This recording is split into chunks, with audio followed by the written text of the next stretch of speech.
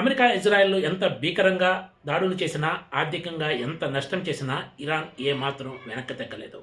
అంతేకాదు 48 గంటల్లో హార్ముజ్ జలసంధిని పూర్తిగా ఓపెన్ చేయకపోతే ఇరాన్లోని విద్యుత్ వ్యవస్థలను పూర్తిగా నాశనం చేస్తామంటూ అమెరికా అధ్యక్షుడు డొనాల్డ్ ట్రంప్ ప్రకటించిన సంగతి తెలిసిందే.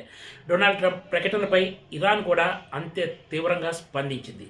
అదే జరిగితే గల్ఫ్లోని ఆయిల్ నిక్షేపాలతో పాటు డీశాలినేషన్ ప్లాంట్స్ను పూర్తిగా నాశనం చేస్తామని ఇరాన్ తీవ్రంగా హెచ్చరించింది.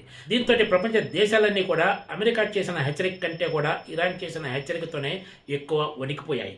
ఇప్పటికే ప్రపంచవ్యాప్తంగా క్రూడ్ ధరలు గణనీయంగా పెరిగి ఆర్థిక వ్యవస్థలో అతలాకుతలమయ్యే పరిస్థితి ఏర్పడిన సంగతి తెలిసిందే. ఈ తరుణంలో అమెరికా మరింత దూకుడుగా వ్యవహరిస్తే ఇరాన్ అంతే స్థాయిలో ప్రతిస్పందిస్తుందని, అదే జరిగితే భారీ మూల్యం చెల్లించాల్సి వస్తుందనే భయం అందరినీ వెంటాడింది. ఎందుకంటే ఇరాన్ గల్ఫ్ దేశాల్లోని ఆయిల్ నిక్షేపాలపై దాడులు చేస్తే చమురు ధరలు మరింత పెరుగుతాయనేది ప్రతి ఒక్కరికి తెలిసిందే. డీశాలినేషన్ ప్లాంట్స్కు ఏమాత్రం నష్టం జరిగినా కూడా అక్కడ తాగునీరు లేకుండా పోయే పరిస్థితి ఏర్పడింది. ఇప్పటికే అమెరికా, ఇజ్రాయెల్, ఇరాన్పై చేస్తున్న యుద్ధం కారణంగా గల్ఫ్ దేశాలు భారీ నష్టాన్ని చవిచూస్తున్నాయి. ఈ యుద్ధం ఎన్ని ఎక్కువ రోజులు సాగితే గల్ఫ్ దేశాలు మరింత నష్టపోవడం ఖాయంగా కనిపిస్తూ వచ్చింది. ఈ తరుణంలో భారతీయ కాలమానం ప్రకారం సోమవారం సాయంత్రం డొనాల్డ్ ట్రంప్ నుంచి కీలక ప్రకటన వెలువడింది. ఇరాన్తో చర్చలు సానుకూలంగా సాగుతున్నాయని, 5 రోజుల పాటు ఇరాన్ విద్యుత్ కేంద్రాలపై ఎలాంటి దాడులు ఉండవని ప్రకటించారు. ఈ చర్చలు మరో 6 రోజుల పాటు సాగుతాయని, చర్చల ఫలితం ఆధారంగానే భవిష్యత్ కార్యాచరణ ఉంటుందని చెప్పుకొచ్చారు.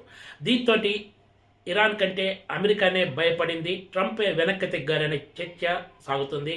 ఇది చాలా వరకు నిజమే అని చెప్పొచ్చు.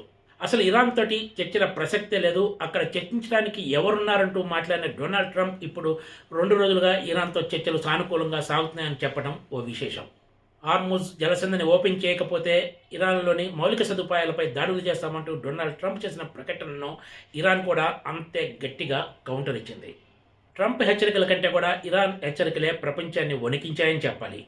కాదు కూడదాన్ని అమెరికా, ఇజ్రాయెల్ మరింత దురాక్రమణకు దిగితే పర్షియన్ గల్ఫ్ ప్రాంతంలో సీ మైన్స్ పెడతామంటూ కూడా ఇరాన్ హెచ్చరించిన సంగతి తెలిసిందే.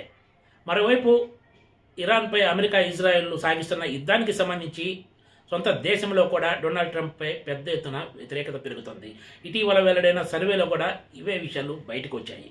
ఈ తరుణంలో డొనాల్డ్ ట్రంప్ ఇరాన్ తోటి చర్చలు సాగుతున్నాయని ప్రకటించడం కీలక పరిణామంగా చెప్పుకోవచ్చు. అలా డొనాల్డ్ ట్రంప్ ప్రకటన చేశారో లేదో ఇలా వెంటనే క్రూడ్ ఆయిల్ ధరలు తగ్గుముఖం పట్టాయి. బ్యారెల్కు $17 తగ్గినట్లు వార్తలు వెలువడ్డాయి. డొనాల్డ్ ట్రంప్ ప్రకటనపై ఇరాన్ కూడా స్పందించింది. తాము చేసిన హెచ్చరికల కారణంగానే డొనాల్డ్ ట్రంప్ వెనక్కి తగ్గారని, మరోసారి ఇది స్పష్టంగా కనిపించిందంటూ కూడా ఇరాన్ స్పందించింది. ప్రపంచవ్యాప్తంగా పలు దేశాల నుంచి వస్తున్న ఒత్తిళ్లతో పాటు ఇరాన్పై చేస్తున్న యుద్ధం కారణంగా అమెరికా చేతి చమురు భారీగా వదులుతుండటం కూడా చట్టసభ సభ్యులు కూడా దీన్ని తీవ్రంగా వ్యతిరేకిస్తున్నారు.